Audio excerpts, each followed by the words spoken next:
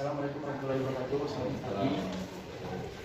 Hari ini kami akan mempresentasikan kami dari kelompok 2 dari kelas 12 IPS 1 ini mempresentasikan tentang tugas profesional kami. Tapi sebelum itu perkenalkan kami memperkenalkan diri terlebih dahulu. Perkenalkan, nama saya Muhammad Fajarsyah.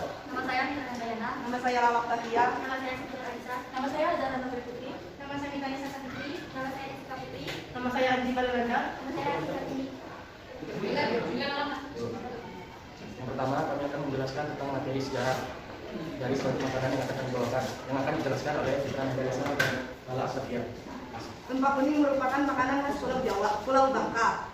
Lempak kuning biasanya merupakan hasil laut berupa ikan. Di zaman modern ini, lempak kuning bisa dimodifikasi menggunakan cumi, ayam, daging, dan lain-lainnya.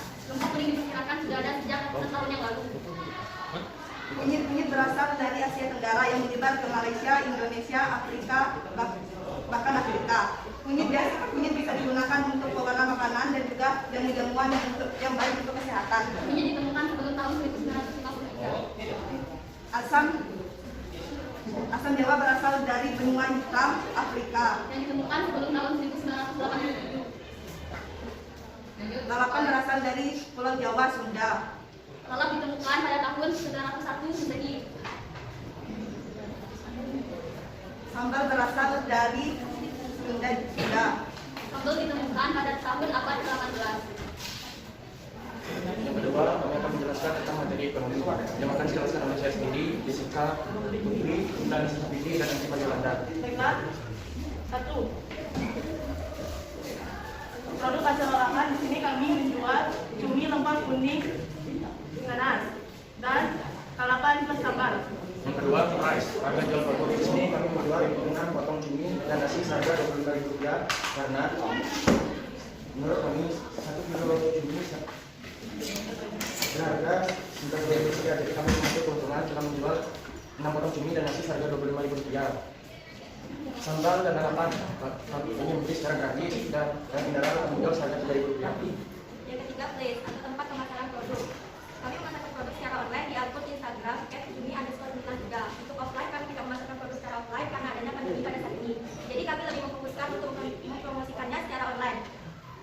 Yang keempat, promosi. Media perantara yang kami gunakan, kami akan memposting foto dan video produk kami di akun Instagram kami yang telah kami buat, yaitu @cumi_gumilang3. Yang ketiga, kami akan menjelaskan tentang materi prakarya dan wirausahaan yang akan dijelaskan oleh Siti Raisa dan Siti lagi.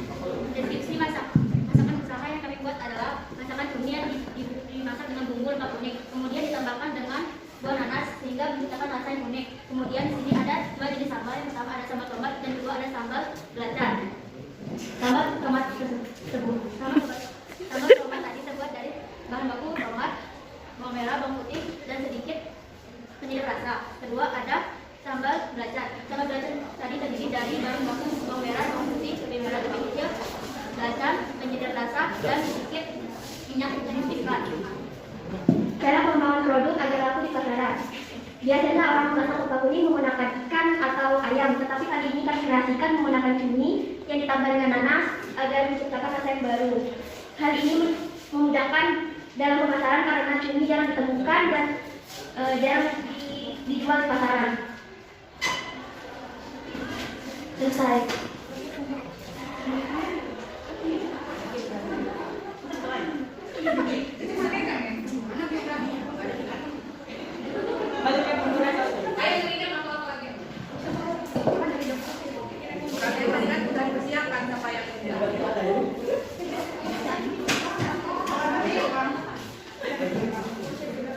Yang keempat, kami akan menjelaskan tentang materi BJOK yang akan dijelaskan oleh Siti.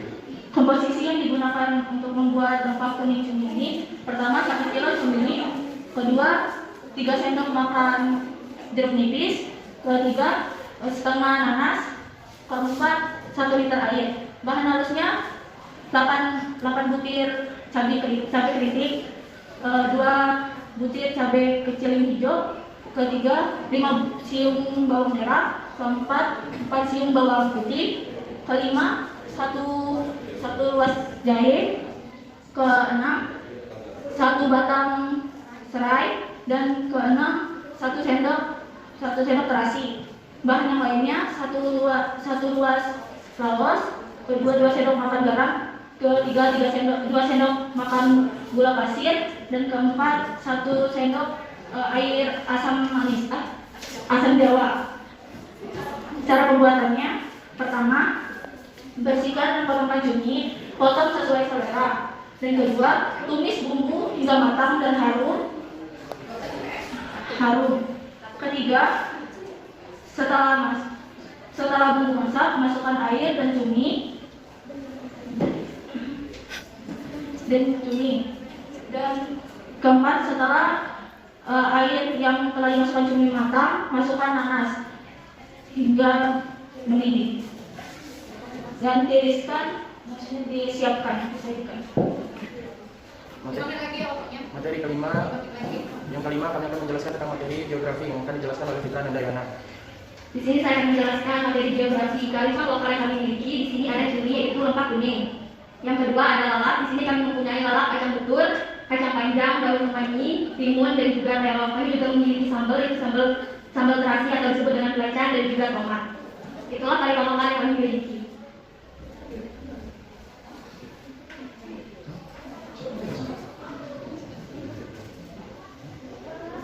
Kuning itu masih dikenal oleh banyak masyarakat, sehingga tidak asing lagi didengar. Bahkan lempak kuning juga sudah hadir sekitar ratusan tahun yang lalu. Terima kasih. Jadi cuma nelayan, ambil ikan, terus dimasak gitu aja.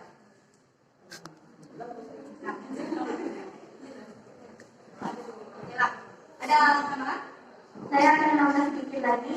Dikarenakan zaman dulu itu bahan-bahan yang digunakan untuk memasak lempak kuning sangat mudah ditemukan di Bangka Belitung, sehingga masyarakat di Bangka Belitung sering membuat lempak kuning.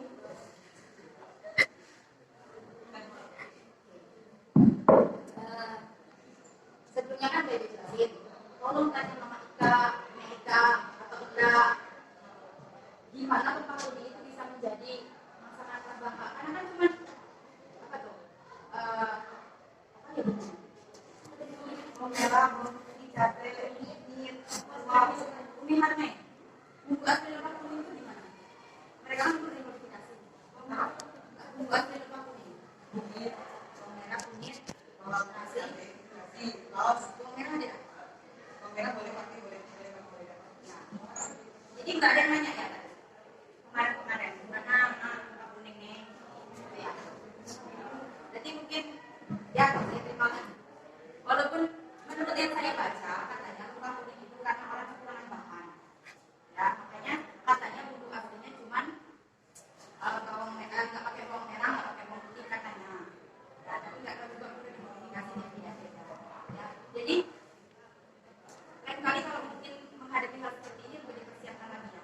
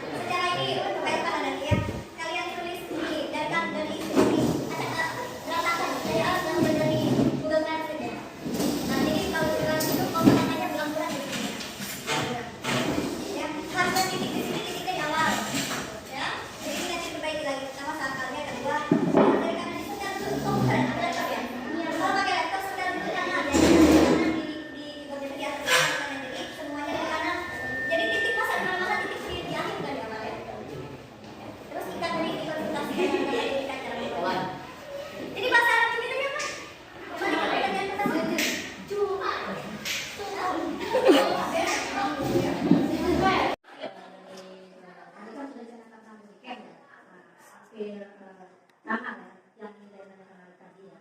Tapi kan itu proses bilang gitu ya, dari kemarin dari WhatsApp sampai 2 malam ya, 2 kali saya bilang carikan informasi sebanyak-banyaknya mengenai masakan kalian ya.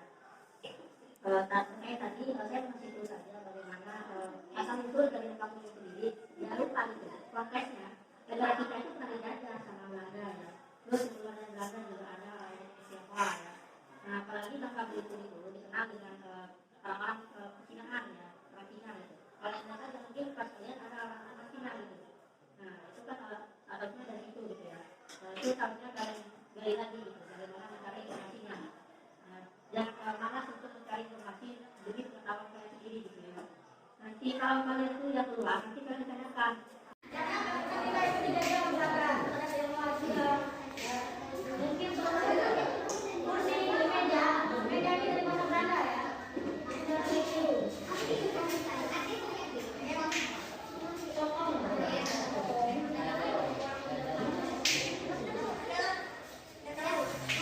Ya, tapi ini baca pertama dikata cumi 1 kilo. Dari ikan jalan 2. Ini kan cuma sini aku makan. Oke, terima kasih Bapak Ibu ya. Pada prinsipnya memang Bapak berkecimpung memang di bidang kewirausahaan dan ekonomi. Pada intinya, tolong ini ruang lingkupnya memang ruang lingkup PKWU ya. Jadi ketika ada guru yang bertanya itu kaitannya dengan pembelajaran, tolong fokuskan menjawab dengan guru bidang yang bertanya. Mohon maaf juga Bapak Ibu ya, yang lainnya tidak usah memberikan komentar dulu. Jadi kita teratur saja karena ini adalah ujian. Ya ujian kita minta memang ini ada keseriusan. Ya terlepas dari itu itulah bentuk kita belajar. Ya kami bertanggung jawab loh di bidang PKWU, inilah bisnis ya. Nah pertanyaan Bapak dari apa yang sudah dijelaskan pada ada 4 P itu sudah jelas. Tapi di P-price-nya Bapak belum melihat berapa harga satu porsi dan ketika ada pesaing dan kompetitornya. Nah, bagaimana strateginya dalam pemasaran? Karena barang yang kamu jual ini otomatis harapan kita harus habis 1 hari loh. Berbeda dengan barang yang bisa laku tidak laku bisa dipakai untuk berikut-berikutnya. Ya konsep itu yang namanya. Saya kan tentang kearifan lokal dalam lembak cumi. Kira-kira bagaimana sebuah lembak kuning tadi bisa menjadi kearifan lokal di Bangka Belitung ini? Apa kisahnya? Kan kemarin saya pastikan kearifan lokal itu seperti apa, ya? Kan rasa wanita. Jadi kan cuma sejarah lalapan berasal dari Jawa, sejarah sambal berasal dari mana tadi atas berantah mana tadi.